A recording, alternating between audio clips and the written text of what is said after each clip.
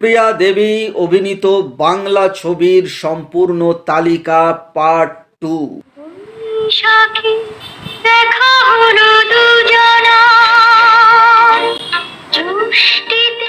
এই ভিডিওতে আমরা সুপ্রিয়া দেবীর বাংলা ছবির তালিকা নিয়ে আলোচনা করব। এটি ভিডিওর পার্ট 2। এর আগে পার্ট 1 আমি বানিয়ে রেখেছি, তো যারা এখনো পার্ট 1 দেখেননি অবশ্যই চ্যানেলে গিয়ে দেখে নিন। এটি একটি অনুরোধের ভিডিও ছিল। এই ভিডিওটি আনার জন্য অনুরোধ করেছিলেন শুভ্র ঘোষ, তো তার অনুরোধের ভিডিওটি এবং তার সঙ্গে অবশ্যই যারা সুপ্রিয়া দেবীর ছবির ভক্ত তাদের জন্য ভিডিওটি। তার আগে এখনো যারা এই চ্যানেলটিকে সাবস্ক্রাইব করেননি এখনই করে নিজেদের সংগ্রহে রেখে দিন, কারণ এখানে যে ধরনের ইনফরমেশন আপনারা পেয়ে থাকেন তা কিন্তু আর অন্য কোথাও পাবেন না। তো চলুন আর দেরি না করে আমরা সুপ্রিয়া দেবীর এই ভিডিওটি শুরু করে ফেলি।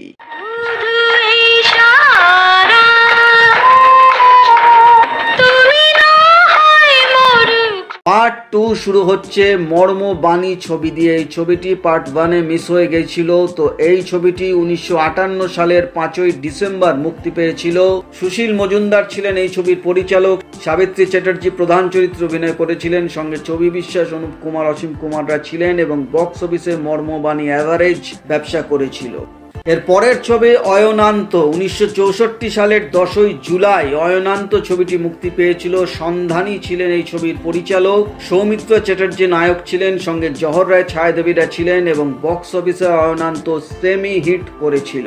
এর পরের ছবি লাল পাথর। বিখ্যাত ছবি লাল পাথর মুক্তি পেয়েছিল 6ই নভেম্বর 1964 সালে। সুশীল মজুমদার ছিলেন এই ছবির পরিচালক। উত্তম কুমার নায়ক ছিলেন, সঙ্গে নির্মল কুমার, রবি ঘোষ, শ্রাবণী বসুরা ছিলেন এবং বক্স অফিসে লাল পাথর সুপার হিট হয়েছিল।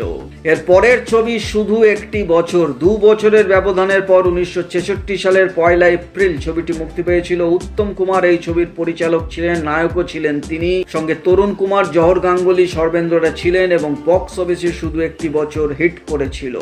এর পরের ছবি আসে হারানো প্রেম। 1966 সালের 22 জুলাই হারানো প্রেম ছবিটি মুক্তি পেয়েছিল। অসীম বন্দ্যোপাধ্যায় ছিলেন এই ছবির পরিচালক। নির্মল কুমার নায়ক ছিলেন, সঙ্গে বিকাশ রায়, সুমিতা সান্যালরা ছিলেন, কিন্তু বক্স অফিসে ছবিটি চলেনি, ফ্লপ করেছিল।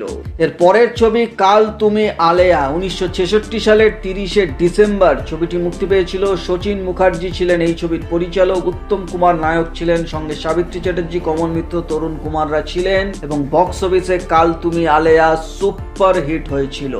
এরপরে জীবন মৃত্যু। বিখ্যাত ছবি জীবন মৃত্যু মুক্তি পেয়েছিল 14 এপ্রিল 1967 সালে। হীরেন নাগ ছিলেন এই ছবির পরিচালক। উত্তম কুমার নায়ক, সঙ্গে কমল মিত্র, দীপক মুখার্জিরা ছিলেন এবং বক্স অফিসে জীবন মৃত্যু ছবিটিও সুপার হিট হয়েছিল।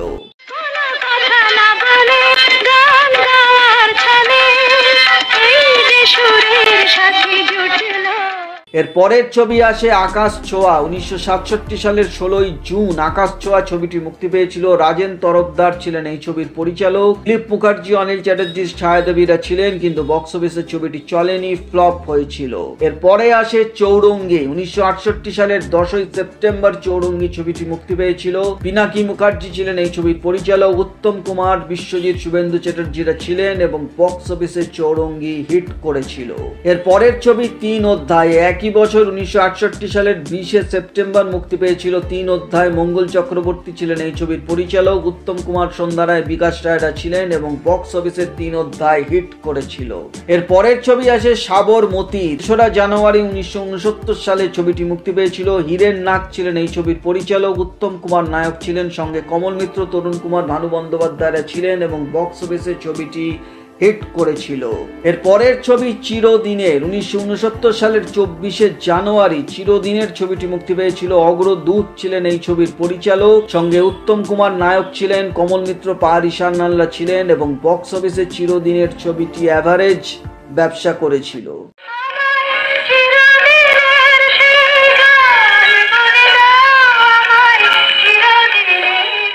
এর পরের ছবি মন নিয়ে। 1969 সালের 10ই অক্টোবর মন নিয়ে ছবিটি মুক্তি পায়। এই ছবিতে সুপ্রিয়া দেবী ডাবল রোল করেছিলেন। উত্তম কুমার নায়ক ছিলেন, সঙ্গে বিকাশ রায়, পাহাড়ি সান্যালরা ছিলেন এবং বক্স অফিসেও মন নিয়ে হিট করেছিল। এর পরের ছবি আসে বিলম্বিত লয়। 1970 সালের 5ই জুন ছবিটি মুক্তি পেয়েছিল। অগ্রগামী ছিলেন এই ছবির পরিচালক। উত্তম কুমার নায়ক ছিলেন, সঙ্গে নির্মল কুমার, দীপা চট্টোপাধ্যায়রা ছিলেন এবং বক্স অফিসে এই ছবিটিও হিট করেছিল।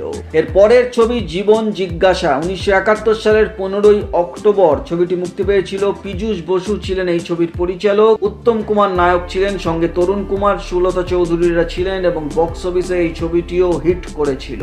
এর পরের ছবি অন্ধ অতীত। 1972 সালের 7ই জুলাই অন্ধ অতীত ছবিটি মুক্তি পেয়েছিল। হীরেন নাগ ছিলেন এই ছবির পরিচালক, উত্তম কুমার নায়ক ছিলেন, সঙ্গে স্বরূপ দত্ত, কালী ব্যানার্জিরা ছিলেন এবং বক্স অফিসে ছবিটি অ্যাভারেজ ব্যবসা করেছিল। এরপরে আসে ছিন্নপত্র।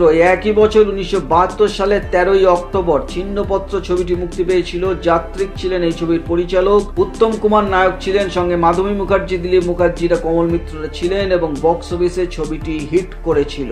এর পরের ছবি বন পলাশীর পদাবলী। বিখ্যাত বন পলাশীর পদাবলী মুক্তি পেয়েছিল 9 ফেব্রুয়ারি 1973 সালে। উত্তম কুমার এই ছবির পরিচালক ও নায়ক ছিলেন, সঙ্গে অনিল চ্যাটার্জি, বাসবী নন্দী, মাধবী মুখার্জি, বিকাশ রায়রা ছিলেন এবং বক্স অফিসে ছবিটি ব্লকবাস্টার হিট করেছিল।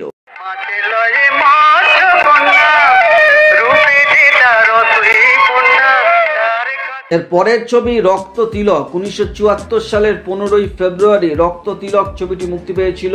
উত্তম কুমার নায়ক ছিলেন, সঙ্গে বিশ্বজিৎ, বম্বের আলকা, রবি ঘোষরা ছিলেন। বিশ্বজিৎ এই ছবিটি পরিচালনাও করেছিলেন এবং বক্স অফিসে রক্ত তিলক অ্যাভারেজ ব্যবসা করেছিল।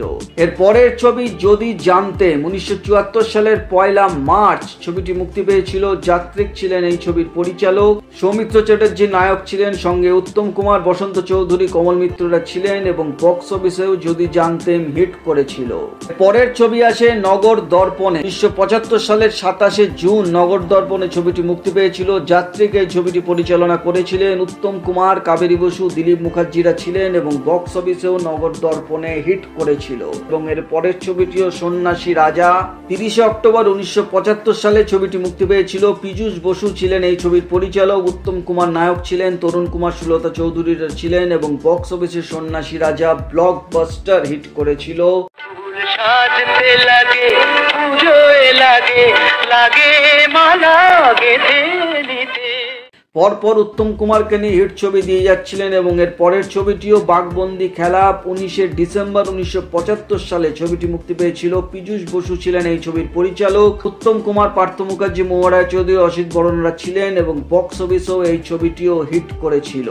এর পরের ছবি সম্রাট। 6 ফেব্রুয়ারি 1976 সালে সম্রাট ছবিটি মুক্তি পেয়েছিল। অজিত লাহিড়ী ছিলেন এই ছবির পরিচালক, অনিল চ্যাটার্জি নায়ক ছিলেন, রবি ঘোষও ছিলেন ছবিতে, কিন্তু বক্স অফিসে সম্রাট চলেনি, ফ্লপ করেছিল। এর পরের ছবি মোমবাতি। একই বছর 1976 সালের 16ই জুন মোমবাতি ছবিটি মুক্তি পেয়েছিল। যাত্রিক ছিলেন এই ছবির পরিচালক, উত্তম কুমার, অনিল চ্যাটার্জি, দিলীপ মুখার্জিরা ছিলেন এবং বক্স অফিসে মোমবাতি চলেনি, ফ্লপ করেছিল। এর পরের ছবি বন্যী শিখা। 26শে নভেম্বর 1976 সালে ছবিটি মুক্তি পেয়েছিল। পীযূষ বসু ছিলেন এই ছবির পরিচালক, উত্তম কুমার নায়ক ছিলেন, সঙ্গে অসীম কুমার, রঞ্জিত মল্লিক, অলিভিয়া ছিলেন বাংলাদেশের এবং বক্স অফিসে বন্যী শিখা হিট করেছিল।